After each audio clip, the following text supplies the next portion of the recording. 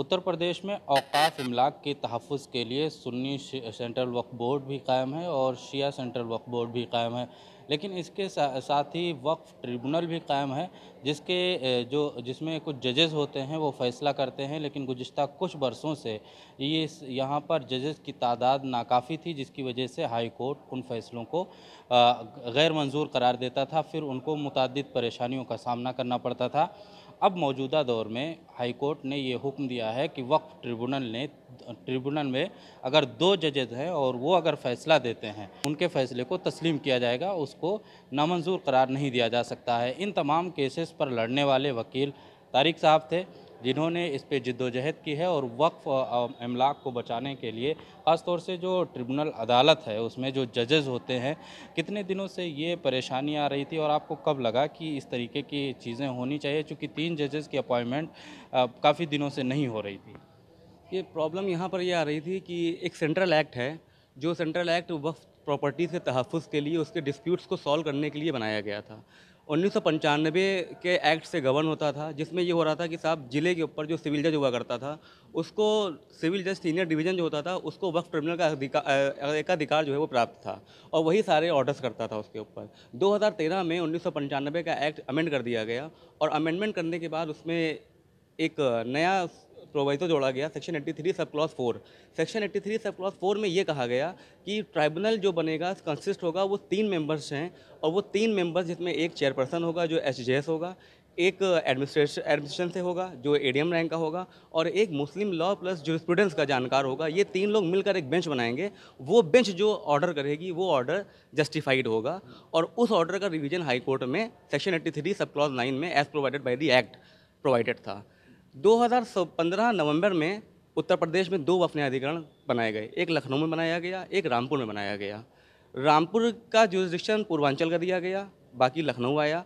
2017 last में रामपुर के tribunal ख़त्म करके उसका जुरिसडिक्शन भी लखनऊ को दे दिया गया। आज की डेट में लखनऊ में जो क्षेत्राधिकार है, वो 75 ज़िले 74 ज़िले जो उत्तर प्रदेश के हैं, उसके सारे औकाफ़ के जितने मामलात हैं, सारे डिस्प्यूट यहीं से तय होंगे, यहीं से ऑर्डर होगा और वो 3 लोग इसके ऊपर ऑर्डर करेंगे जो नॉमिनेटेड हैं स्टेट गवर्नमेंट से और एचजीएस जो अपॉइंटेड है हाई कोर्ट से। गुज़िश्ता वक्त में अप्रैल 2021 से यहाँ पर तीसरे मेंबर की नियुक्ति नहीं हो रही थी। 2 मेंबर्स यहाँ पर काम कर रहे थे। वक्फ बोर्ड ने, चाहे वो शिया वक्फ बोर्ड हो चाहे सुन्नी वक्फ बोर्ड हो, कोई भी वक्फ बोर्ड हो, उसने जब कोई ऑर्डर करता है तो उसकी अपील होती है वक्फ ट्रिब्यूनल में।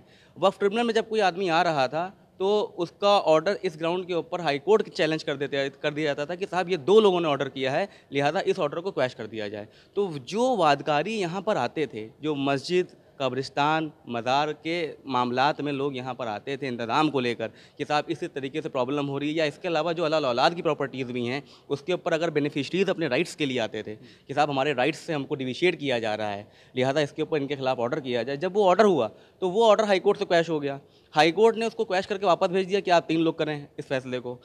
इसके अंदर एक वक्फ़ है, वक्फ़ नवाब विलायत हुसैन, शिया वक्फ बोर्ड का वक्फ़ है ये। इसके अंदर 18 फरवरी 2022 को एक ऑर्डर किया गया, जिससे हमारे जो क्लाइंट है रियासत अली साहब का एक्सटेंशन नहीं किया गया था, जबकि ये वक्फ़ अलाल औलाद था और एक थर्ड पर्सन को इसके अंदर मुतवल्ली बना दिया गया।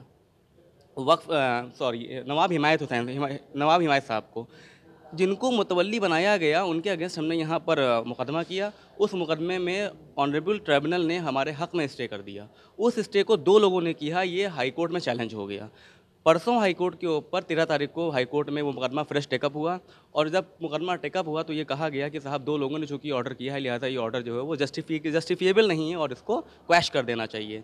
जिसके ऊपर मैंने आर्गूमेंट किया कोर्ट में और एक रूल्स स्टेट गवर्नमेंट ने वक्फ प्रॉपर्टीज़ के तहफ़्फ़ुज़ के लिए पहले बना रखे थे, यूपी वक्फ ट्रिब्यूनल रूल्स 2017।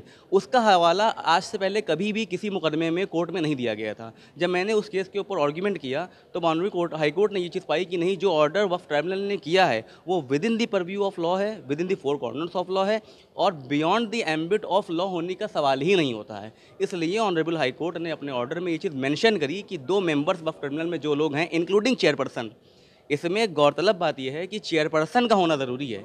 अगर चेयरपर्सन नहीं और 2 मेंबर्स हैं तब ऑर्डर नल एंड वाइड होगा। अगर चेयरपर्सन और 1 मेंबर मिल के ऑर्डर कर रहे हैं तो वो ऑर्डर जस्टिफिएबल होगा और उस ऑर्डर के ऊपर किसी भी तरीके का कोई अंकुश नहीं लगाया जाएगा। तारिक साहब, ये भी हम जानना चाहेंगे कि अभी चूँकि काफ़ी मस्जिदों का भी मामला चल रहा है, वो भी चाह रहे हैं कि वक्फ ट्रिब्यूनल में वो केस आए, ज्ञानवापी हो या टीले वाली मस्जिद हो या इससे अलावा जो भी मसाजिद हैं, औक़ाफ़ के इमलाक हैं। क्या लगता है कि अब उन लोगों के लिए और आसानियाँ हो जाएँगी और उनको अपनी लड़ाई लड़ने में आसानी होगी, क्योंकि उनके केस में जो मज़बूती आनी चाहिए, वो तमाम चीज़ों की बारीकियों की जानिब आप इशारा कर रहे हैं? जी, बिल्कुल सही कह रहे हैं आप, फरमा रहे हैं।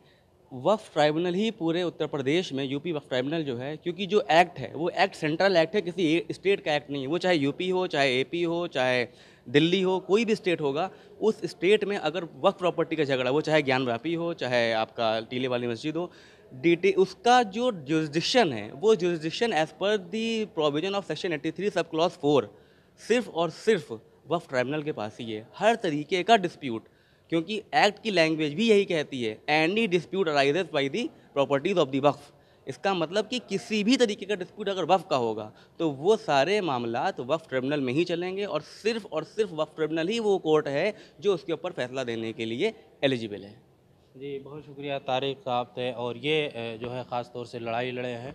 इन तमाम चीज़ों के लिए आपको वाज़ेह कर दूं कि उत्तर प्रदेश में वक्फ ट्रिब्यूनल अदालत जो है, अब चेयरपर्सन और 2 मेंबर के जो फ़ैसले होंगे वो हाई कोर्ट में भी तस्लीम किए जाएंगे। चूँकि इससे पहले हाई कोर्ट तस्लीम नहीं करता था, इन्होंने बहस की और कल ही हाई कोर्ट ने हुक्म दिया है कि इनके फ़ैसले को तस्लीम किया जाएगा।